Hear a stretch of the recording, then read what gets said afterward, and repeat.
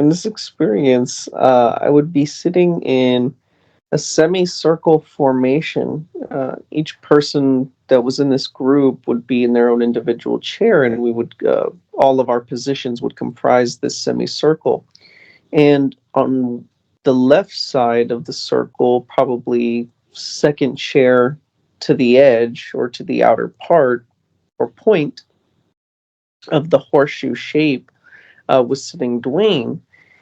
And he was talking to us about the is and certain references and different things like that. He was sort of giving us the information and sharing with us sort of the experiences and other things, um, helping us along the way.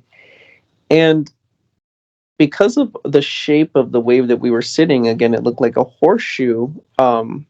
It was open on one end. Well, on this open end, because I was sitting sort of like not in the center of the rounded part or the back part, but I was sort of able to see sort of in the middle.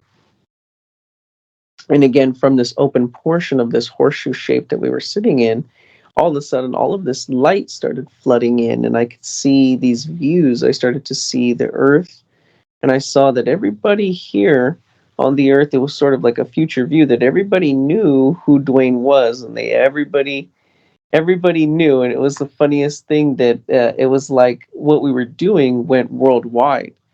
Um, it was sort of like it had become mainstream. It was kind of interesting how it was. It was all these people coming in, and that was basically the basic idea. So I just wanted to share that. That it was kind of cool. So thank you.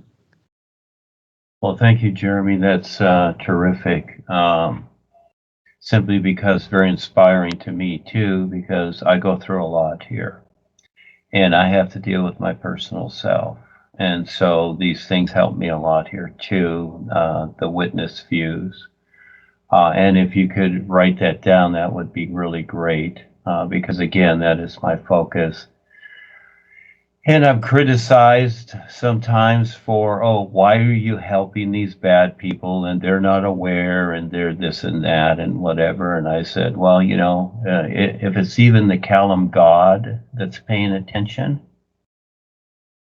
I will be there. It's okay. I will face it, because all life is awareness. It's not about the ideas we have, good, bad, right, or wrong. Yeah, there's a lot of bad stuff going on in the world, and we talk about it, and yeah, beware, you know, handle it or whatever.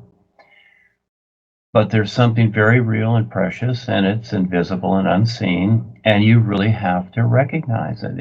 This is just what it is now.